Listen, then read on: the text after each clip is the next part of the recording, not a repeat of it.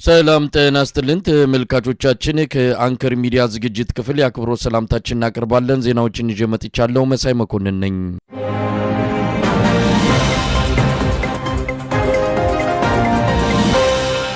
በምስራቅ እዝ ስር ከነበሩ የአማራ ተወላጅ የሰራዊቱ አባላት መካከል 85 በመቶ የሚሆኑት በተለያዩ ምክንያቶች መክዳታቸው ተገለጸ።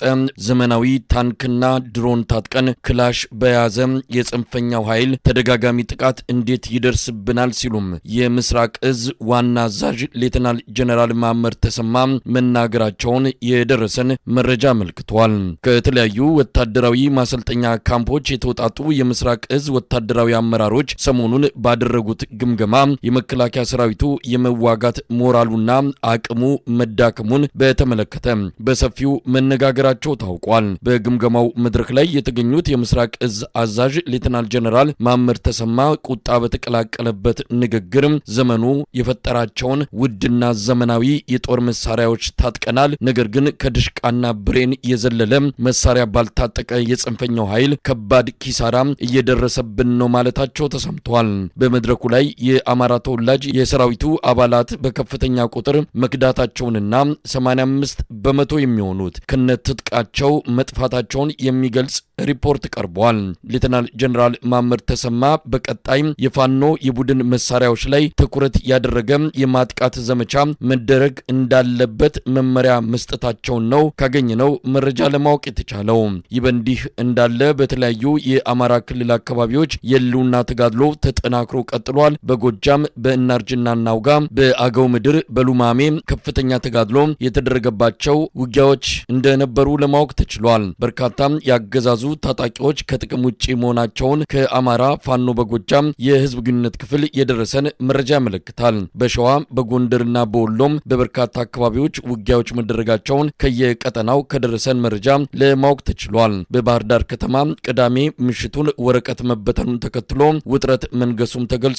የሰውና የባጃጅ እንቅስቃሴ እንዲቆም በሚል መልእክት የያዘ ወረቀት በከተማዋ በተለያዩ አካባቢዎች የተበተነ ሲሆን ፋኖ ጥቃት ሊሰነዝር ይችላል በሚል ትላንት ምሽቱን ባህር ዳር ያለ ወትሮዋ ጭር ብላ እንደነበረ ለማወቅ ተችሏል። በአማራ ክልል ስላሉት የአውደ ውጊያ ውሎች የተመለከተ አጭር ዘገባ የዘውትር ተሳታፊያችን ይዞልን ቀርቧል። ትናንትናው ዕለት በደብረ ብርሃን ከተማ ከአዲስ አበባ መውጫ በሚገኘው የዳሽንና ሀበሻ ቢራ ፋብሪካዎች አካባቢ የሚገኘው አብይ አህመድ የጥምር ጦር ካምፕ ሰርቶ የሚቀመጥበት አካባቢ ነው። የአካባቢ በዚህ አካባቢ የፋኖ ኃይሎች በሌሊት በፈጸሙት ጥቃት 2 ካምፕ ነበረ፣ የአድማ ብተናና የኒሻ እንዲሁም የመከላከያ። ሁለቱንም ካምፕ ደምሰው በጣም በርካታ ሰራዊት እንደሞተና አብዛኛው ወታደር ቁስለኛው ወደ ደብረ ብርሃን ሆስፒታል ሕክምና እየተደረገለት እንደሆነ ሌሊት ነው ጥቃቱ የተፈጸመው። ሌላው በማዕከላዊ ጎንደር የምስራቅ በለሳ ዋና ከተማ በሆነችው በኋላ ላይ የፋኖ ኃይሎች በፈጸሙት ከባድ ጥቃት የከተማዋ በኋላ ከተማ በሙሉ በፋኖ ኃይሎች ቁጥጥር ውስጥ እንደወደቀች ዛሬ የደረሰኝ መረጃ ይጠቁማል። እቺ ከተማ ወደ በርካታ አቅጣጫዎች የተንቀሳቀሰ ጥቃት የሚፈጽምበት ከተማ ነበረች።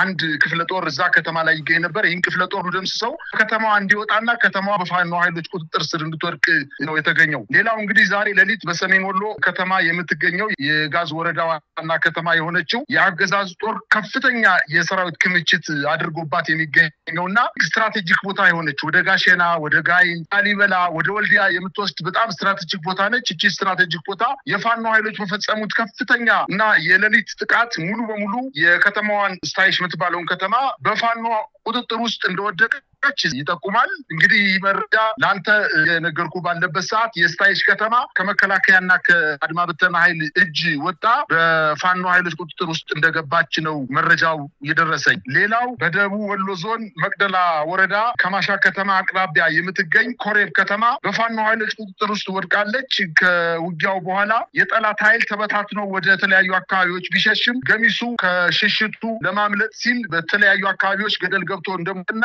በተለይ በዋናነት የአድማ ብተናና የሚኒሻ ኃይሎች የመከላከያ ሰራዊት የከባድ መሳሪያ ሽፋን ሰጥቷቸው እንዲሸሹ ለማድረግ ቢሞክርም አቅጣጫቸውን ስተው ወዳልታወቀ ስፍራ በመሄዳቸውና ገደላማ አካባቢ ላይ በርካታ የአድማ ብተናና የሚኒሻ ኃይሎች ገደል ገብተው እንደሞቱና የአካባቢ ማህበረሰብ ከወደቁበት ቦታ እና ሙተው ከተገኙበት ቦታ አውጥቶ እየቀበራቸው እንደሆነ የደረሰኝ መረጃ ይጠቁማል። የአማራ ፋኖ በሸዋ ከሰም ክፍለ ጦር በትናንትናው ዕለት በአረርቲ ከተማ በመግባት በ02 ቀበሌና አርሴማ አካባቢ አካባቢ በአገዛዙ ጥምር ጦር ላይ ማለትም የ84ኛ ክፍለ ጦር የጦሩ ስታፍ ሰራተኞችን ጨምሮ በርካታ በወታደራዊ ካምፕ ውስጥ የነበሩ የመከላከያ ሰራዊት አባላትን ደምስሶ አካባቢውን ተቆጣጥሮ እንደነበርና ይሄንን የጦር ካምፕ ለማስለቀቅ ከሌላ አቅጣጫ የመጣ ያገዛዙ ጦር ወደ ኮርማ ቀበሌ በማምራት ላይ እንዳለ በውስጥ አዋቂ ምንጮቻቸው መረጃ ስለደረሳቸው ቀድመው ኮርማ ቀበሌ ላይ በመጠበቅ የመጣውን ኃይል መተው እንዲመለስ አድርገውታል። ችን ከተማ አርሴማ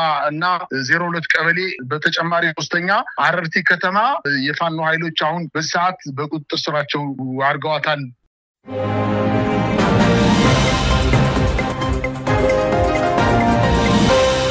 የኢትዮጵያ አየር ኃይል ካለፉት 2 መንግስታት ዘመናት በከፋ ሁኔታ የተዳከመበት ጊዜ ላይ እንደሚገኝ ተገለጸ። አቅምና ብቃት ያላቸው አብዛኞቹ አብራሪዎችና የቴክኒክ ባለሙያዎች በማንነታቸው በመታገዳቸውና በመባረራቸው ምክንያት አየር ኃይሉ በከፍተኛ ደረጃ ተዳክሞ ያለበት ቁመና ላይ እንደሚገኝ ነው የአንከር ሚዲያ ምንጮች ካደረሱን መረጃ ለማወቅ የተቻለው። በግዢና በተለያዩ ስምምነቶች ወደ ሀገር ውስጥ ከገቡት ከ20 በላይ ድሮኖች መሃል አሁን በስራ ላይ የሚገኙት 5ቱ ብቻ እንደሆኑና እነዚህም በማንነታቸው በታገዱ ባለሙያዎች አለመኖር ምክንያት ለመጠቀም የሚያስችል በቂ የሰው ኃይል እንደሌለ ነው በመረጃው የተገለጸው። በአሁኑ ጊዜ ከድሮን ጋር በተያያዘ ከኦሮሞ ብሔር ተወላጆች በቀር ሌላው ኢትዮጵያዊ እምነት በማጣቱ ከፍተኛ የሰው ኃይል እጥረት የገጠመ ሲሆን በተለይም የአማራ ብሔር ተወላጅ የሆኑ የድሮን የቴክኒክ ባለሙያዎችና ሌሎች ሰራተኞች በሙሉ አስገዳጅ እረፍት እንዲወጡ በመደረጋቸው አየር ኃይሉ ድሮን የመጠቀም አቅሙ መዳከሙን ለአንከር ሚዲያ በደረሰው መረጃ ላይ ተገልጿል።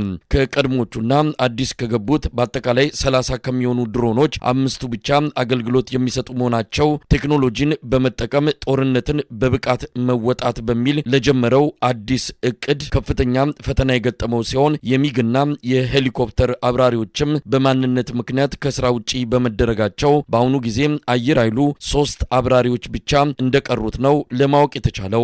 ከ3ቱ አብራሪዎች አንደኛው ዋና አዛዡ ሌተናል ጀነራል ይልማ መርዳሳ መሆናቸውና እሳቸውም ከጤና ጋር በተያያዘ ግዳጅ ለመቀበል እንደማይችሉ ነው የተመለከተው። ሌተናል ጀነራል ይልማ መርዳሳ ከጤና ችግር ከብቃት ማነስና ከሙስና ጋር ተያይዞ ብቻቸውን አየር ኃይሉን መምራት አይችሉም በሚል ተገምግመው አብዛኛውን የኦፕሬሽን የመሪነት ኃላፊነት ለሌተናል ጀነራል ሹማ አብደታ መሰጠቱ የሚታወስ ነው። አየር ኃይሉ ከምንጊዜውም በላይ በተዳከመበትና በአብይ አህመድ አገዛዝ በቴክኖሎጂ ማዘመን በሚል በተጨናገፈ እቅድ ምክንያት አደጋ ላይ የወደቀው የኢትዮጵያ አየር ኃይል በ3ቱ የኦፕሬሽን ዘርፎች በቦምብ ጣይ አየር ባየር ውጊያና ለእግረኛ ተዋጊ ድጋፍ ሰጪ የሄሊኮፕተር ስኳድ ዙሪያ ያለው አጠቃላይ አቅም በአስደንጋጭ ሁኔታ የተዳከመ መሆኑን የሚገልጹት ለጉዳዩ ቅርበት ያላቸው ወገኖች አብይ አህመድ ተቋሙን ከህወሓት ዘመን በላይ አዳክሞታል። የውጭ ጥቃት ቢሰነዘር የሀገሪቱን የአየር ክልል በመጠበቅና በመመከት አንጻር አቅሙ እጅግ አሳሳቢ ደረጃ ላይ ይገኛል ሲሉ በስጋት ይገልጻሉ። አብይ አህመድ አየር ኃይሉ በታሪክ አዲስ ምዕራፍ ውስጥ መግባቱን፣ በቴክኖሎጂ መዘመኑን፣ ጦርነትን በብቃት መጨረስ ብቻ ሳይሆን ጦርነትን ማስቀረት አቅም ላይ ደርሷል በሚል በየጊዜው የሚናገረው ከፕሮፓጋንዳ ያላለፈ እንደሆነና ሀገሪቱ ከአየር ኃይል አንጻር በጽኑ ችግር ላይ እንደምትገኝ ነው የደረሰን መረጃ የሚያመለክተው።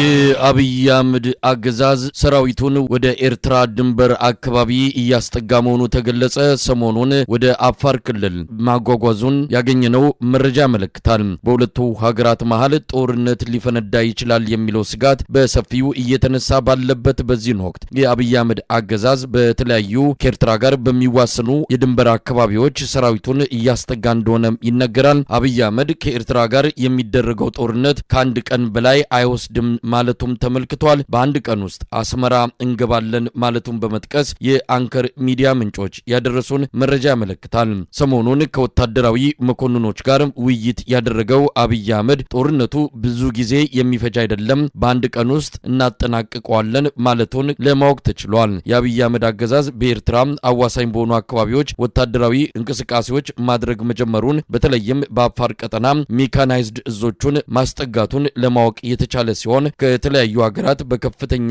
የውጭ ምንዛሪ የተገዙ መሳሪያዎች በቦሌ አውሮፕላን ማረፊያ በየቀኑ ምሽት ላይ እየተራገፉ መሆናቸውም ተመልክቷል። ባለፈው ህዳር ወር በአዘርባይጃን መርከቦች ተጭነው ወደ ጅቡቲ ወደብ እያመሩ የነበሩ የአብይ አህመድ የጦር መሳሪያዎች በኤርትራ መንግስት ከተያዙና ከተወረሱ ወዲህ የመርከብ አማራጭን የተወው የአብይ አህመድ አገዛዝ በካርጎ አውሮፕላን በልዩ ትዕዛዝ የጦር መሳሪያዎችን ወደ ኢትዮጵያ እያስገባ መሆኑን ነው ያገኘነው መረጃ የሚያመለክተው።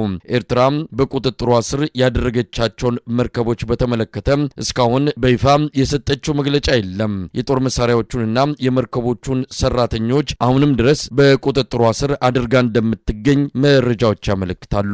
የአብይ አህመድ የጦር መሳሪያዎችን የወረሰችው ኤርትራ በተለይ ድሮኖቹን ለመጠቀም ልምምድ እያደረገች መሆኗን ነው ለአንከር ሚዲያ በደረሰ መረጃ ላይ ተመለከተው። ሰሞኑን በአሰብ አካባቢ የኤርትራ ድሮኖች ልምምድ ሲያደርጉ እንደነበረም ተገልጿል። ይህ በእንዲህ እንዳለ ኤርትራና ግብጽ በባህር ላይ የጦር ኃይል ልምምድ ለማድረግ ስምምነት መፈራረማቸው ታውቋል። ባለፈው ሳምንት አስመራ ያቀኑት የግብጹ የውጭ ጉዳይ ሚኒስቴር በጋራ ልምምዱ ላይ ያተኮረ ውይይት ከኤርትራ ባለስልጣናት ጋር ማድረጋቸው ታውቋል።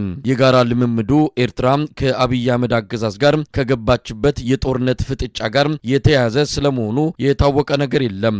ሶማሊያ፣ ግብጽና ኤርትራ የሶስትዮሽ ጥምረት ስምምነትም በአፍሪካ ቀንድ እየተስተዋለ ካለው ውጥረት በመነሳት የምስራቅ ኢትዮጵያ አካባቢ የተለያዩ ወታደራዊ ክስተቶች የታዩበት መሆኑም ነው መረጃዎች የሚያመለክቱት። በኢትዮጵያና በኤርትራ መሃል ጦርነት ቢከፈት የሁለቱ ሀገራት ጦርነት ከመሆን ይልቅ ቀጠናዊ ቅርጽ ሊይዝ እንደሚችልም ወታደራዊና የፖለቲካ ተንታኞች በመግለጽ ላይ ናቸው።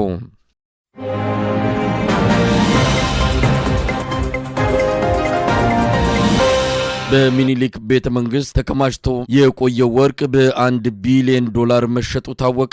አሁን በቤተ መንግስቱ ተደርድረው ለእይታ የቀረቡት በወርቅ ቅብ የተሰሩ መሆናቸውን ለአንከር ሚዲያ በደረሰ መረጃ ላይ ተመልክቷል። ከ470 ኪሎ ግራም በላይ እንደሆኑ የሚገመቱት በማንኪያ በሳህንና በተለያዩ ቅርጽ የተሰሩ የወርቅ ዕቃዎች ወደ ብሔራዊ ባንክ እንደገቡ ሲገለጽ የነበረው ሐሰተኛና ህዝቡን ለማደናገር እንደሆነ የጠቀሱት የመረጃ ምንጮች ወርቆቹ በተለየ ሁኔታ ወደ ዱባይ ተወስደው $1 ቢሊዮን መሸጣቸው ነው ለማወቅ የተቻለው። እነዚህ ታሪክና ቅርስ ሆነው በተለያዩ መንግስታት ተጠብቀው የቆዩት ውድ የወርቅ ዕቃዎች ለአብይ አህመድ የቤተ መንግስት ግንባታን ወጪ ለመሸፈን በሚል መሸጣቸው ተመልክቷል። ተመሳሳይ የሆኑ ፌክ የወርቅ ቅብ ዕቃዎችን በመተካት ህዝብን እያደናገረም ታሪክን እያጠፋ ያለው የአብይ አህመድ አገዛዝ የሀገሪቱን ቋሚ ሀብቶች እያወጣ በመሸጥ ላይ መሆኑም ተገልጿል። ወደ ብሔራዊ ባንክ የገባ 1 ኪሎ ግራም ወርቅ እንደሌለም በሙሉ ወደ ዱባይ እየተወሰደ እንደሚሸጥ የጠቀሱት የመረጃ ምንጮች በተለይ ከቤተ መንግስቱ የተወሰዱት ወርቆች በሙሉ የተሸጡበትን ሂደት የአሜሪካ መንግስት ጭምር በቅርበት ሲከታተል እንደነበረና መረጃውም እንዳለው ገልጸዋል። የወርቁ ብዛት ወደ 5 ኩንታል ይደርሳል ቢባልም በትክክል መጠኑ እንደማይታወቅና ከ470 ኪሎ ግራም በላይ ይሆናል የሚለው በግምት የተሰጠ ቁጥር እንደሆነም ተመልክቷል። ቀዳማዊ ኃይለ ሥላሴ ከኢራኑ መሪ ሻህና ከግብፁ ንጉስ የተሰጧቸው የወርቅ ስጦታዎች በሙሉ በአሁኑ ጊዜ በቤተ መንግስት ውስጥ የሌሉ ሲሆን የአሜሪካን ፕሬዝዳንት ከነበሩት ሊንደን ጆንሰን የተበረከተላቸው የወርቅ ሰደፍ ያለው ጠመንጃ በአብይ አህመድ አማካይነት መሸጡን በደረሰን መረጃ ላይ ተመልክቷል። በቀዳማዊ ኃይለ ሥላሴ ዘመን ከተለያዩ ታዋቂና ታላላቅ ሰዎች የተበረከቱ ውድ ዋጋ የሚያወጡ ስዕሎችንም በተመለከተ አቶ መለስ ዜናዊ ሲሞቱ ወይዘሮ አዜብ መስፍን የተወሰኑትን ከቤተ መንግስቱ ማውጣታቸውና ምናልባትም በሽያጭ ወደ ሌላ ሀገር እንዲሻገሩ መደረጉን፣ ነገር ግን አብይ አህመድ ሁሉንም ስዕሎችና ጌጣጌጦች በመሸጥ ቤተ መንግስቱን ባዶ እንዳስቀረ ነው ለማወቅ የተቻለው። አብይ አህመድ ከትግራይና ከተለያዩ የኢትዮጵያ አካባቢዎች የሚመረቱ ወርቆችን ወደ ብሔራዊ ባንክ ሳያስገባ በቀጥታ ወደ ተባበሩት አረብ ኤሚሬትስ እንደሚልካቸውና በአቡዳቢ ብቻ 13 ቶን ወርቅ በተለየ ሁኔታ ተከማችቶ እንደሚገኝ ተገልጿል። አብይ አህመድ ለዚህ የወርቅ ንግድ በሚል በአቡዳቢ በተለየ ሁኔታ የተከፈተ የባንክ አካውንት እንዳለውም ተመልክቷል። ከብሔራዊ ባንክ አካባቢ የሚወጡ መረጃዎች እንደሚያመለክቱትም የባንኩ $2.5 ቢሊዮን የሚያወጣ ወርቅ የት እንደገባ አይታወቅም። ስለዚህ ትልቅ የሀገር ሀብት መረጃው ያላቸው አብይ አህመድና የብሔራዊ ባንክ ገዢ አቶ ማሞ ምህረቱ ብቻ መሆናቸውን ነው ለአንከር ሚዲያ ዙሪያ በደረሰው መረጃ ላይ ተመለከተው።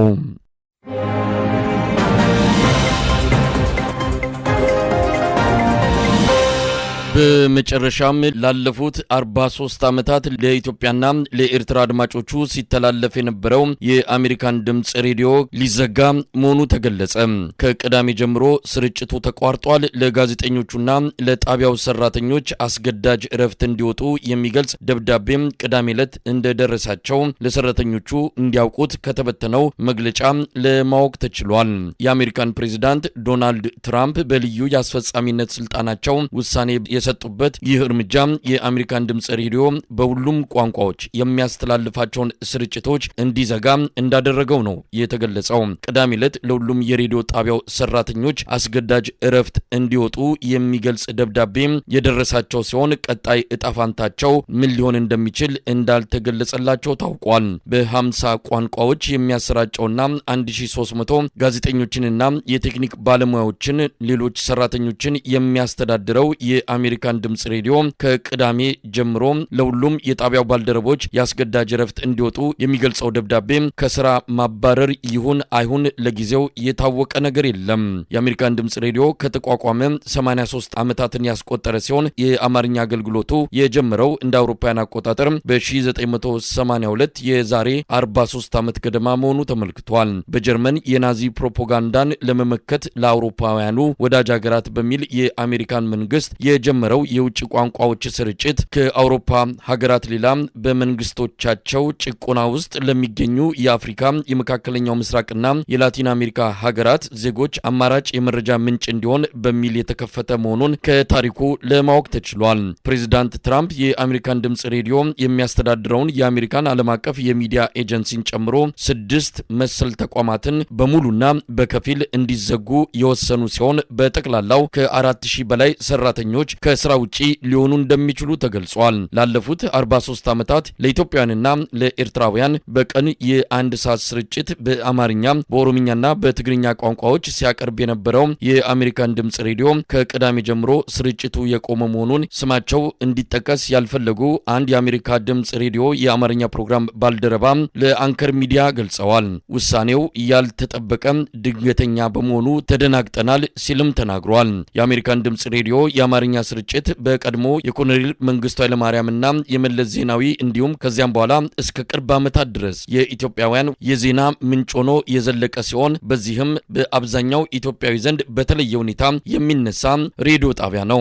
በአፈና ውስጥ ለከረመው የኢትዮጵያ ሕዝብ አማራጭ የመረጃ ምንጭ በመሆን ለ43 ዓመታት የዘለቀው የአሜሪካን ድምጽ ሬዲዮ የአማርኛው አገልግሎት ማህበራዊ ሚዲያዎች መምጣታቸውን ተከትሎ የአድማጮቹ ቁጥር ቢቀንስም ለአያሌ ኢትዮጵያውያን ተመራጭ የሚዲያ አውታር ሆኖ መዝለቁን ብዙዎች ይስማሙበታል። በፕሬዝዳንት ትራምፕ ልዩ ውሳኔ መዘጋቱ እንደማይቀር የተገለጸው የአሜሪካን ድምጽ ሬዲዮ ከቅዳሜ ቀትር በኋላ አንስቶ በመደበኛ ስርጭቱ ምትክ ሙዚቃዎችን በማስተላለፍ ላይ ሲሆን ከሰሞኑ ሙሉ በሙሉ ይዘጋል ተብሎ እንደሚጠበቅ ነው መረጃዎች የሚያመለክቱት።